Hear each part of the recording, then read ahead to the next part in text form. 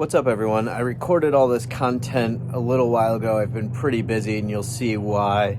But I decided I wanted to add a quick intro before I play everything. Just saying, hey, with the crazy times that are out there with COVID-19, just want to make sure everybody stays safe, stays healthy, and hopefully this is short-lived and we're back to normal soon.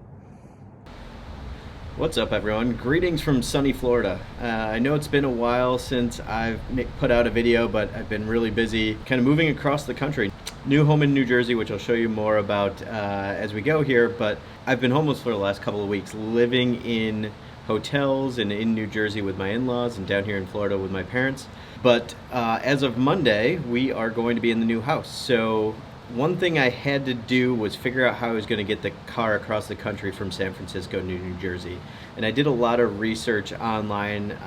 There's tons of companies out there, and actually most of them are just coordination services. They'll book and deal with independent truck drivers and line you up. There are a few that own their own trucks. I think Horseless Carriage is one of them, but I really had a hard time deciding which I was going to go with.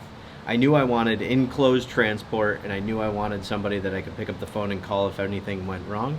But other than that, I really didn't know. So I went online and put a bunch of online requests in, and the prices were ranging anywhere from about $1,500 to $2,800 or $3,000 to get the car across country in an enclosed transport. And I really couldn't decide. So I figured, why not see what high-end car owners were doing? And I went to the Ferrari forums. And on there, in a bunch of different places, I saw Total Care Transport. It's a couple of guys based out of Seattle, I believe, who basically just arrange transport for you. They've got a network of independent drivers, but they use a lot of them quite frequently. I gave him a call. The gentleman I dealt with, his name was Elwood. He was great, both in the booking and the process as we were arranging pickup and delivery and all that kind of stuff. The car made it across without any issues.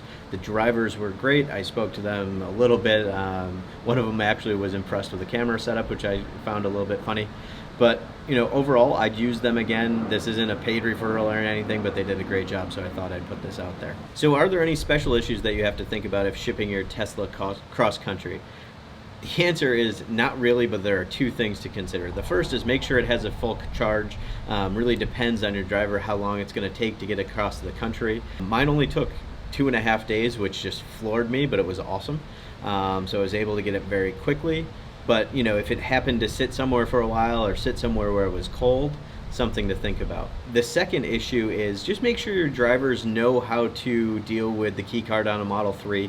The drivers that had my car had never used a Model 3 before. They'd carried Teslas, but not the Model 3. So I had to show them how to use the key card, which was super easy. But the one thing I wish I had shown them how to do was fold the mirrors. They could not figure this out. Now, there was plenty of room in the trailer, but they said they would have liked to fold them in on the next one if they needed to.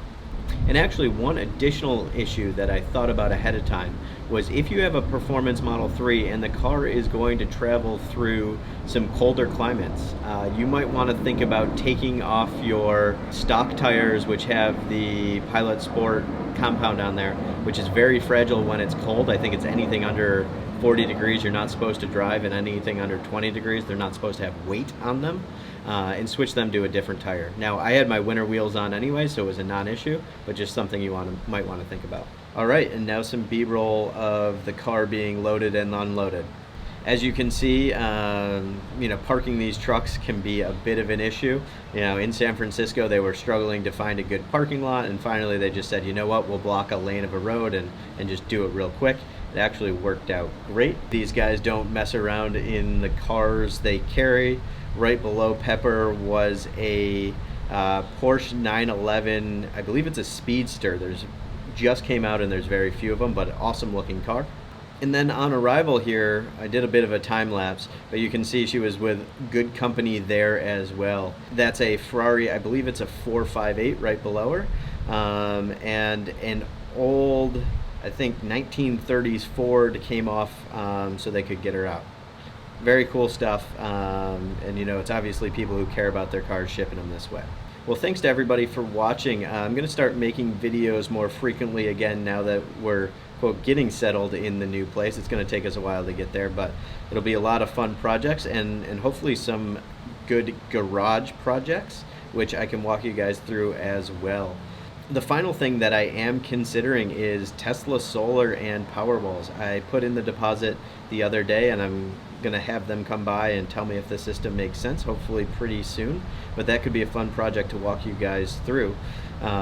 If you're looking at a Tesla, look down below and use my referral code. That'll help me get closer to the solar faster. That'd be awesome of you guys. And if you like the video, hit a thumbs up. If you like the channel, subscribe, and I'll talk to you soon.